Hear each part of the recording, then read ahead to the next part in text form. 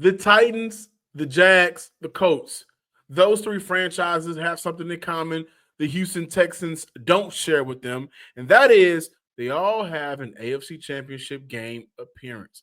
Now, does the DeMeco Ryans led era of the Houston Texans feel differently? Can they get over the hump? We talk about that and more. Getting over the hill on today's episode of the Locked On Texans podcast.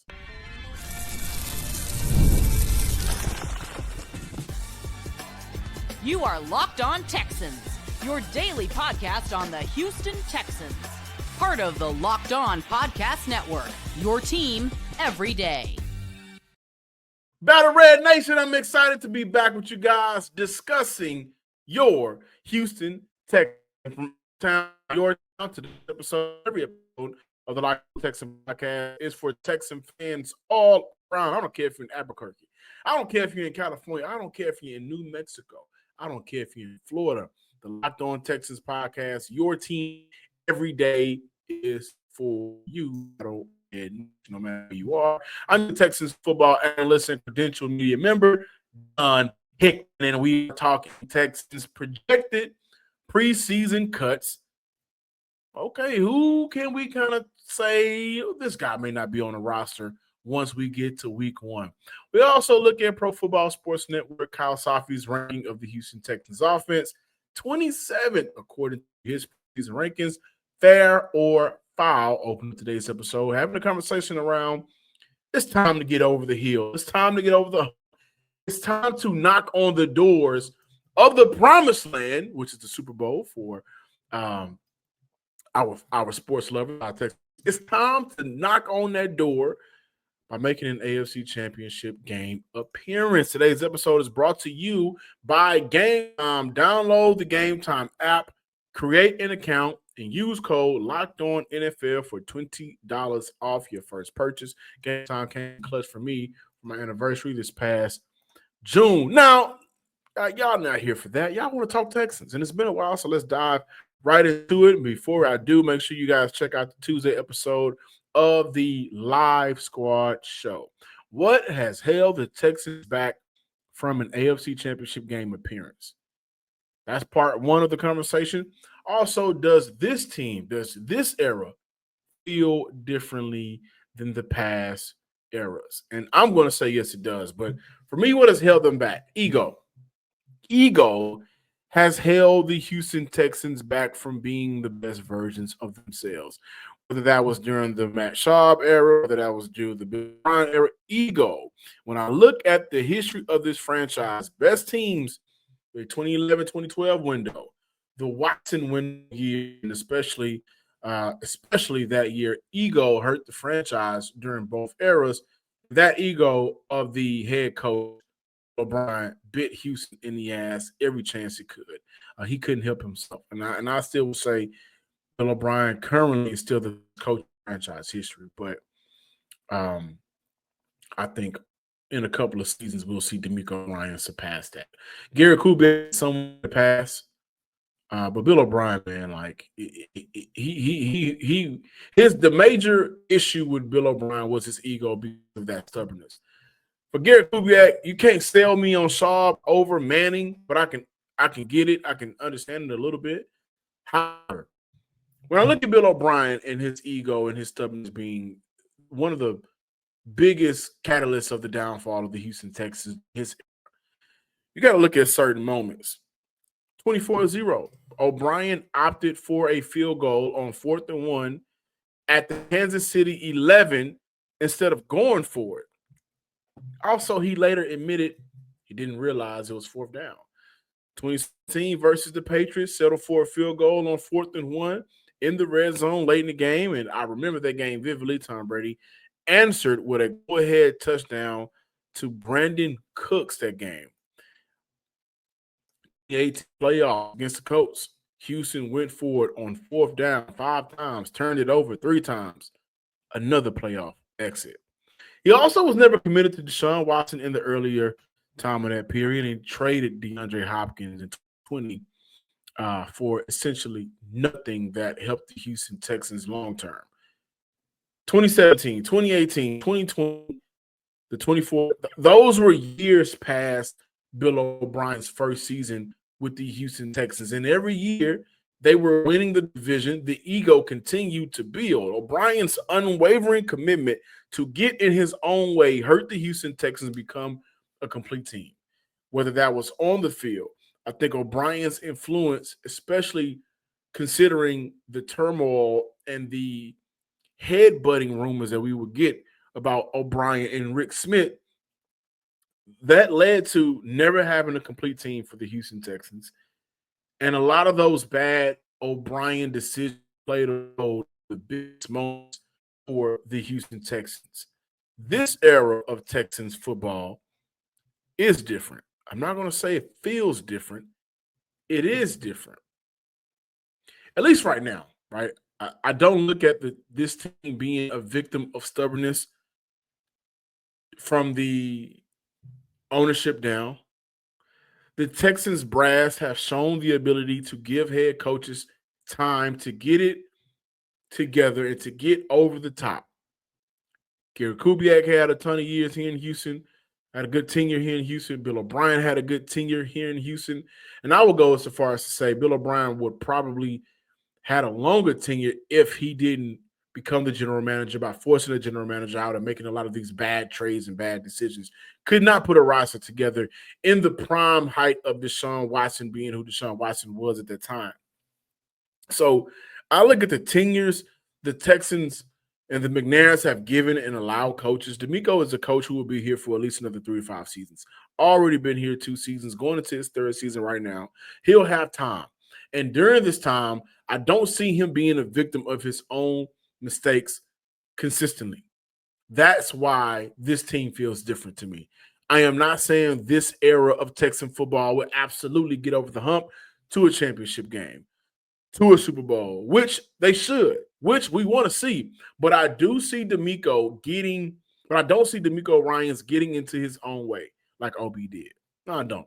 I don't see that happening. They do have to go against Pat, Josh, Lamar, Burrow, like the competition in terms of the cream of the crop in the AFC, very good. Along with the Texans taking their time, but also going the route in which they are putting a complete team together. This does feel like, aside from the offensive line and not having any notable names, but how they're going about breaking everything down and build it back up, this feels like step 3, and honestly, a step 3 to 4 process of creating a full team. And Houston has done a very good job the last 2 years working with what they have, taking advantage of a weak division and putting good players on the field and then coaching some of these guys up, right? So creating a complete team. And also, they don't have to deal with the predictable, less than exciting play calling that we have come to learn was crutched from Bill O'Brien because of his willingness to tailor the offense to a quarterback that he did not want. Everything with the Bill O'Brien era was fighting against. DeMeco Ryans is fighting with. I think that's the best way to wrap it up. Like, when I look at the play calling from Bill O'Brien, Tim Kelly, George Gossett, during that time, it was a lot of, I got to work with this guy that I really don't want to work with. He put out Tom Savage first. Then Tom Savage got hurt. Was forced to put Deshaun Watson out there. It's different. DeMeco embraced his quarterback here. DeMeco embraces his guys. And so when discussing like the issues of the past era, the offense comes up, rightfully so. I get it. I understand it. But now we look at this era. So when discussing the offense, many of us are excited about the new Texans offense, but there are still questions about how it will compare to the rest of the league. Pro Football Sports Network has mixed opinions on Houston's offense. Whether that's fair or foul is up for debate. Stay tuned for more updates on the Locked On Texans podcast. However, guys, opening up the show, I'll let you guys know, hey, listen, Gametime came in clutch for me to celebrate my anniversary last month, and it could do the same for you, bar none. Have you ever decided at the last minute you want to go to a ball game? You want to go watch the Astros whoop up on some people? They hot right now. You want to go to a Stros game. Maybe it's game day and you suddenly realize you want to be in the stands, you want to be in the mix, you want to root on your favorite team. That's exactly where Game Time comes in. It's the easiest way to grab last minute tickets without the stress. With the money you save on tickets, you can splurge on food, drinks, merch, or even invite a bigger group to come with you. Game Time makes it all possible. Buying tickets with Game Time, fast, simple prices on the app actually go down the closer you get to the first pitch. They've got incredible last minute deals, clear seat views, and a lowest price guarantee that takes the worry out of buying. Take the guesswork out of buying with Game Time. Download the Game Time app, create an account, and use code Locked On NFL for $20 off your first purchase. Game Time is the official ticketing partner of Locked On MLB, making it easy to browse the app for exciting upcoming MLB games. Like, you can stay tuned in and watch the Astros continue to just kind of they're killing it out there. They're killing it out there. Terms apply. Again, create an account, redeem code LOCKEDON NFL for $20 off your first purchase. Download Game Time today. Last minute tickets, lowest price, guaranteed. Welcome back in, Locked On Texans listeners and viewers. Thank you for staying locked in on Locked On Texans. Before we get started and get into the conversation surrounding the Texans' preseason offensive rankings, Texan fans, I have a question, serious question. Please let me know in the comments. If you had to choose an offensive coordinator from any time period here in Houston, but I'm gonna make it a little bit funny, make it a little bit more fun.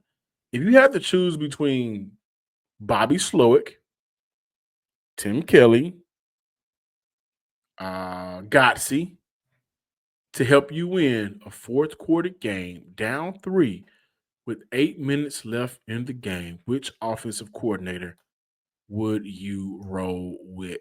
Please put your answers in the comment section. We'll go back and revisit that. So, Kyle Soppe, Pro Football Sports Network, ranks the Houston Texans 27th in their preseason offensive rankings. Teams like the Panthers, Patriots, Pittsburgh, and New Orleans are ranked ahead of Houston. Houston will be going into the 2025 season without Laramie Tunsil, traded Shaq Mason, let go. Stephon Diggs decided not to come to terms to re-sign due to contractual agreements or disagreements. And Tank Dell, who won't be out there because of injury. Robert Woods is no longer on the roster as well. A lot of new faces at the skill positions. A lot of new faces protecting CJ Stroud. The cause for concern when I say all of that is, hey, listen, those new faces are in places that the Houston Texans were not good at last year. And those new faces in their new places were not necessarily good at all last year in the NFL. So the question is it fair or foul to say Houston's offense will sit around the bottom half of the NFL? Is it fair right now? Yeah. Like we're getting camp in a couple of weeks. And we'll also start to get more of an idea of what this offense will look like once training camp and preseason kicks off. So as of today, early July, it is absolutely fair. Now, here's where it gets foul. New Orleans is ranked 22 on that list with no quarterback. No knock to anybody over in New Orleans playing quarterback for the Saints. But at the very least, CJ Stroud being a quarterback here in Houston, and not only being a quarterback here in Houston, but being a productive quarterback in the NFL, at the very least, that should get Houston over the hump over New Orleans. We don't know who's going to be the quarterback in New Orleans, and we don't know if any of those options will be any good. I do want to add that it is important for Houston to come out focused, on fire, and better than expected during joint practices and preseason games. I was extremely critical of Houston's approach last preseason, and I think that their approach hurt them because they were not fair with their roster evaluations to themselves. If they were, a move to find an upgrade or a better contingency plan for Shaq Mason would have been made. If they were, maybe they would have looked at Ben Skoranek as a much more impactful player and piece of the offense, especially considering he has came from a background where it wasn't a lot to learn the new offense. Ben Skoranek would have been extremely helpful for the Houston Texans during the later part of last season. If they were fair about their own evaluations, then we may have saw a different outcome for the Houston Texans, but they were not. So this year's preseason, I think, is going to get real competitive, and I think we'll get a better look at, from a talent perspective, from a talent evaluation perspective, from a coaching perspective, from an offensive perspective. We're going to see a better version, at least in terms of we're going to get a better, how can I put this? They're going to evaluate this team better. Like, opening up this episode talking about, okay, how can the Houston Texans get over the hump? Does this feel like the same era?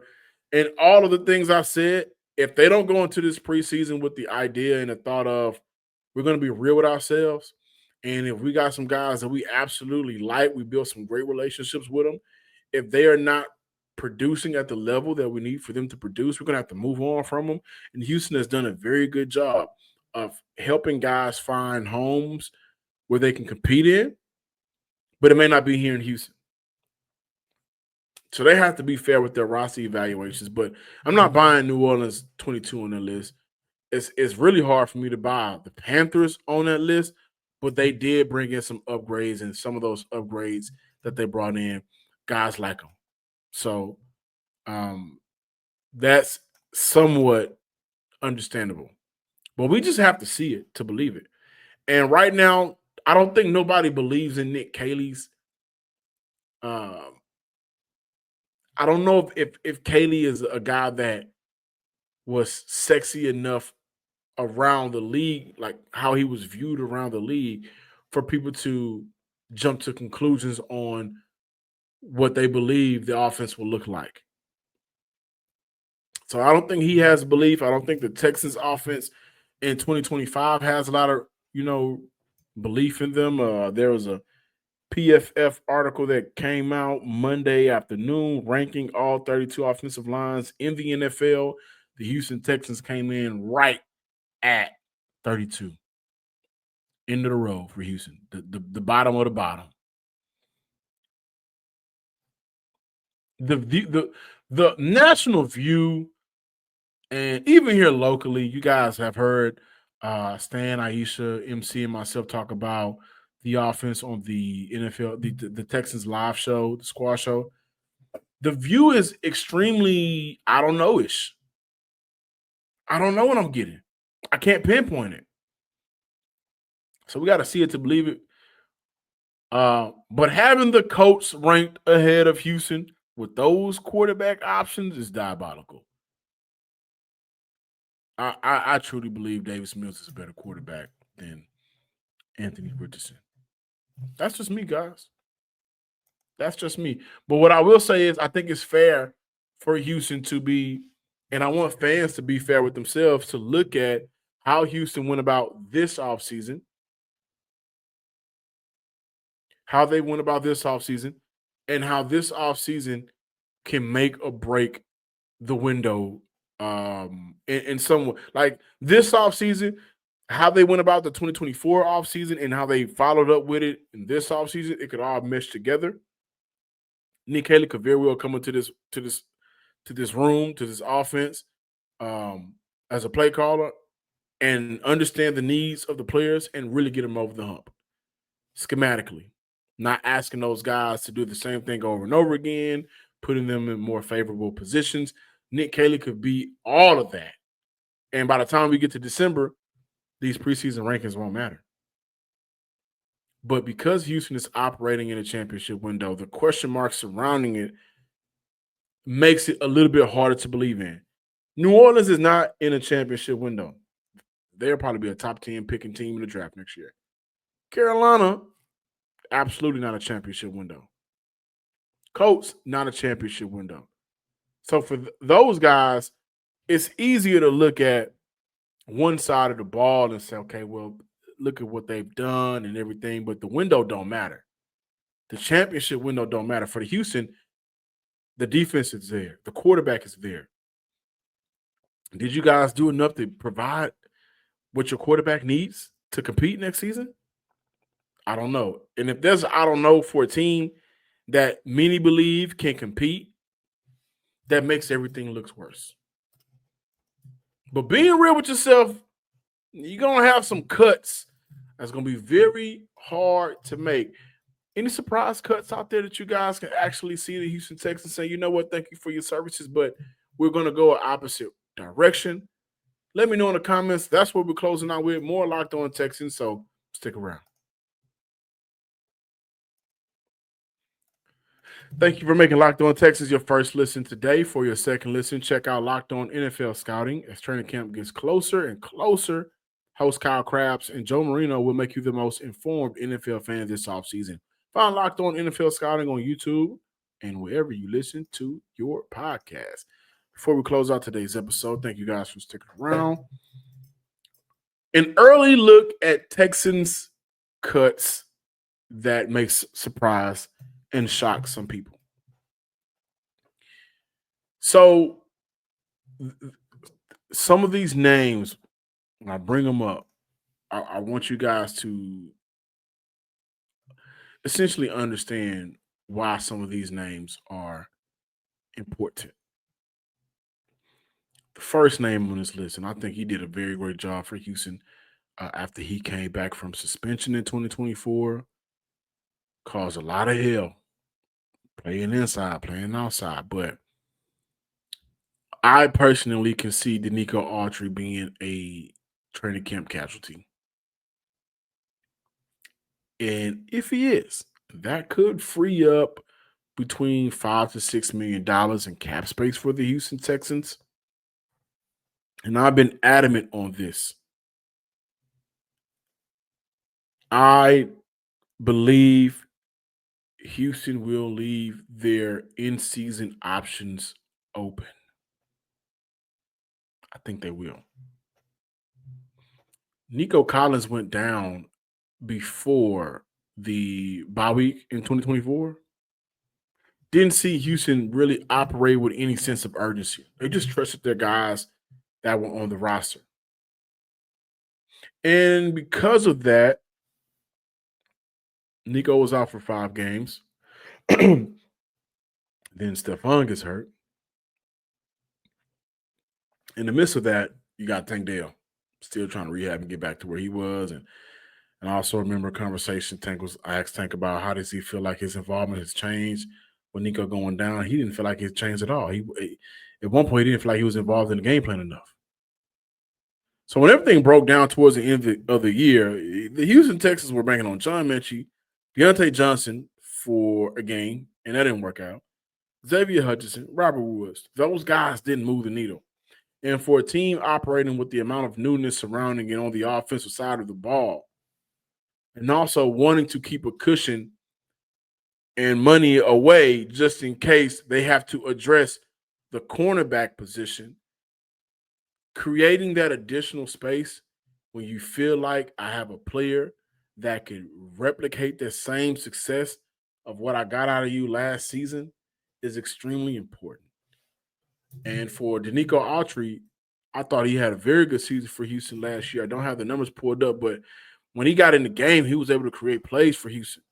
Did it always result into a sack or a TFL or a tackle? No, but does a very good job of opening up other opportunities for those around him. But the Houston Texans did sign Darrell Taylor. Brought back Mario Edwards, brought back Sheldon Rankins,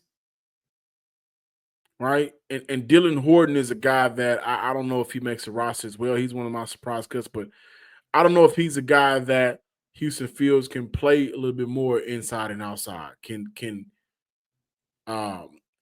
be that player 6'4", 275 out of TCU? Can he be that player that can give us some assistance when we need him on third and long, and we can put him inside to take advantage of a guard that may not be able to block him? So I look at DeMeco Autry a couple of seasons ago. This other guy, he was a fan favorite, but Nick Chubb is here in Houston now. They drafted Woody Marks. Damian Pierce doesn't necessarily give Houston a lot of cap relief. I think moving on from him would only amount to $1 million in salary cap, but sometimes the writing is on the wall. 40 carries in 11 games in 2024. It puts his spot in jeopardy. I like Damian Pierce, and I've been advocating for Damian Pierce to make sure that he gets – I want to see him get a fair shot in training camp. Because the excitement around Woody Marks is going to come with a rookie. We watch film on these rookies. We ended up finding things that we like about these rookies coming out of college, but does that translate to the NFL? At times, it does not. Can Damian Pierce solidify a role for himself? The problem is Joe Mixon, Nick Chubb.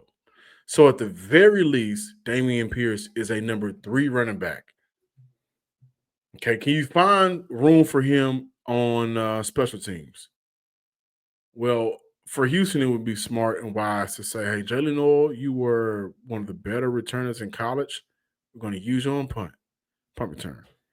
Kickoff return, where does those receivers that may not get a lot of opportunities out there catching passes, can some of those guys compete for kickoff return? This is why preseason is extremely interesting this year, because it's going to get difficult. It's going to get difficult. I look at DeMeco Autry as a difficult cut. I look at Damian Pierce as a cut that some feel like needs to be made. Allow for him to go find a new home. And Sheldon Rankins, who Houston brought back this past offseason, like he's a guy that I think Houston really likes. He played for Houston in 2023, the first year under DeMeco Ryans. But again, will there be a younger player that will just kind of dominate in training camp to the point where this team, they're not relying on relationships. They are relying on what are you doing for me now? Not even lately, now. And if you are having a practice to where you are outperforming some of our guys that are not necessarily high up on a totem pole in terms of salary, some of these one-year deal guys, we got to roll with them. We got to roll with them. And that's why training camp is going to be so fun, guys. And training camp is kicking off in a couple of weeks. So please be sure to stick around to listen to more Locked On Texans podcast. When training camp get back, we're back to 5 shows a week. I'm talking y'all 5 shows a week. May even do 6 shows a week, depending on what's happening in training camp. So make sure that you subscribe, like, and comment on YouTube wherever you listen to your podcast, and follow me on Twitter at John_Hickman12. Until next time, Texan fans, peace.